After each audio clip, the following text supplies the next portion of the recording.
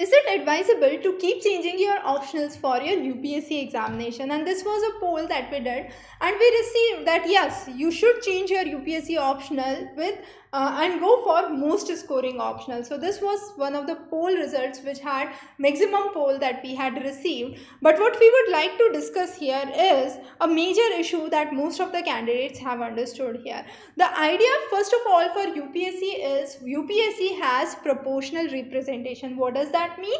It gives equal weightage against the number of candidates appearing for a particular subject. So let's say we take two of the optionals, geography, psychology, and let's say medical science. So three of the optionals we have picked up. There are 10,000 students appearing for geography, 1,000 students appearing for let's say psychology, and 100 students appearing for medical sciences. Okay, so those are the students who are appearing for their mains examination. Now based on 1%, if 1% is being selected, you would have 100 students of geography that would qualify, one of psychology and one of medical science. But when you would listen in public, there would be 100 people taking geography optional, and therefore geography is a popular optional, go for this optional. But the idea here is a proportional representation against how many students are actually taking that optional. So first of all, you should not think that any optional is scoring. We'll come to this point in a while. But my main idea of this class today is to understand that what would happen if you are constantly changing your optional. So let's say we take a very simple example. A person becomes a doctor. Okay, then he says, oh no, I'm not much interested into medical profession. I should switch and go into administration. So a person moves from being a doctor to an administrator. Then he realizes, oh no, administration is not my cup of tea. Let's become a teacher. So the person becomes a teacher. After teaching for a couple of years, the person thinks that okay, no, not much interested into it, and finally says that okay, it's okay to be a businessman, do less and earn more. Okay, so what the idea here shows that the concept is constant switching does not lead you anywhere. You won't be at any of a decent positions. Okay, so everything you are trying, so it's something like jack of all trades, master of none. If you had been a medical profession for years, therefore you would have a good experience and a good development there.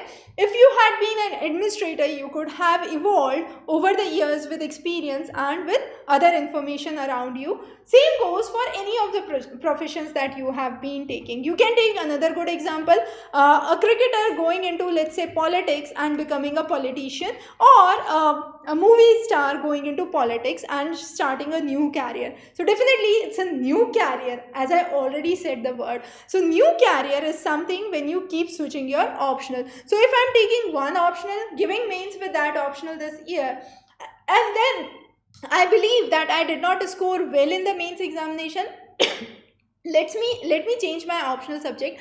What would happen? My whole 1 year that I have dedicated to that optional went waste, and now I am picking up another optional. And since I am picking up another optional, which I consider that most of the people around me are taking, and it's a good scoring optional, what I do is I start from the scratch again. And when I begin from the scratch again, what would happen? I would again lead out to be attaining 50-40% information by the time I have the mains examination.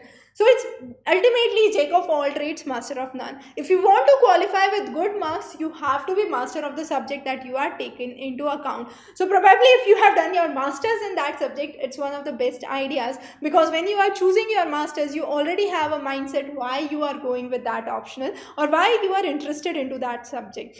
Now I come to this poll results again that we had done on our channel, and this shows that yes, we must go for a scoring optional. Now I have a question for you. What do you think is scoring?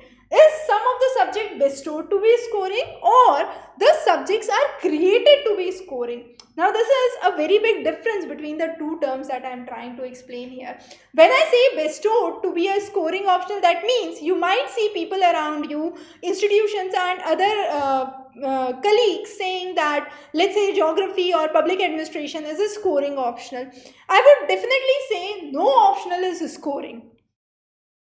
A optional is made scoring, so it is created.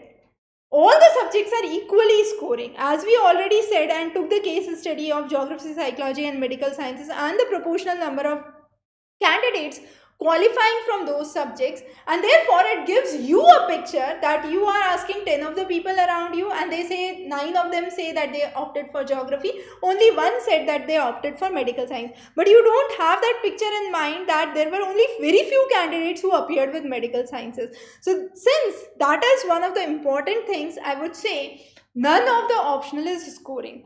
Go for an optional that you think you are well prepared. So this is something that is not bestowed with the optional, that any optional is scoring. No, all the optionals are scoring if you know, and all the optionals are not scoring if you don't know. As simple as that. So definitely this term scoring is being created by you yourself.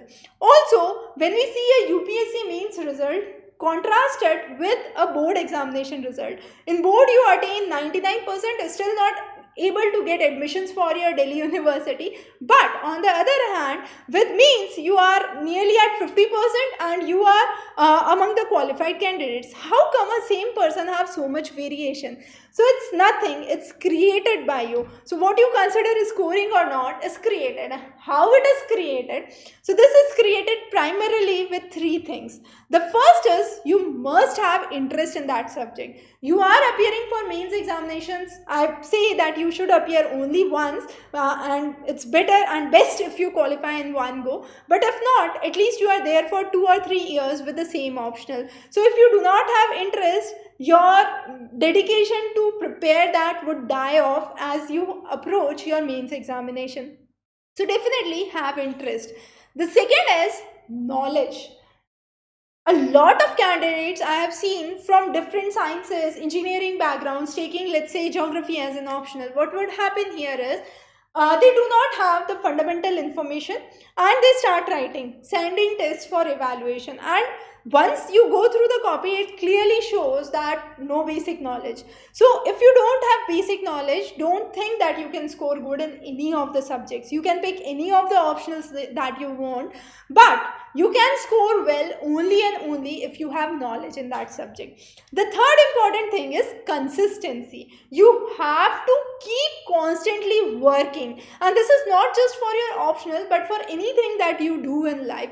You have to be constantly involved with that. As I said, if you keep switching your professions from being a doctor to an administrator to a teacher to a businessman, you are just spoiling your life because there is no consistency, and even if you would do, might be probably 1 or 2% of them could turn out to be good administrators or good teachers or good businessmen, but most of the cases you won't be able to attain maximum benefits out of it because there was lack of consistency in each of the streams that you have opted for.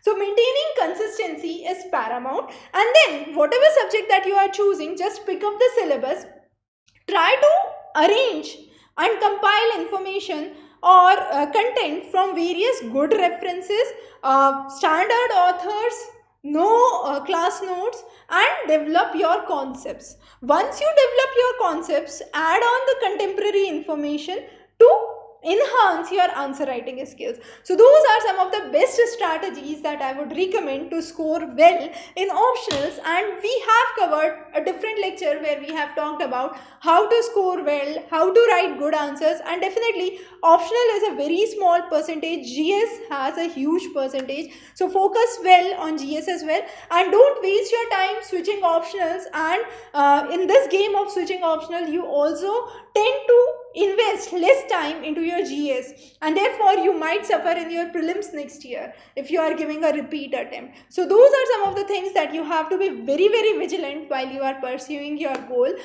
Stay tuned for updates from our side, and wish you very good luck for your upcoming examination. Have a wonderful day ahead.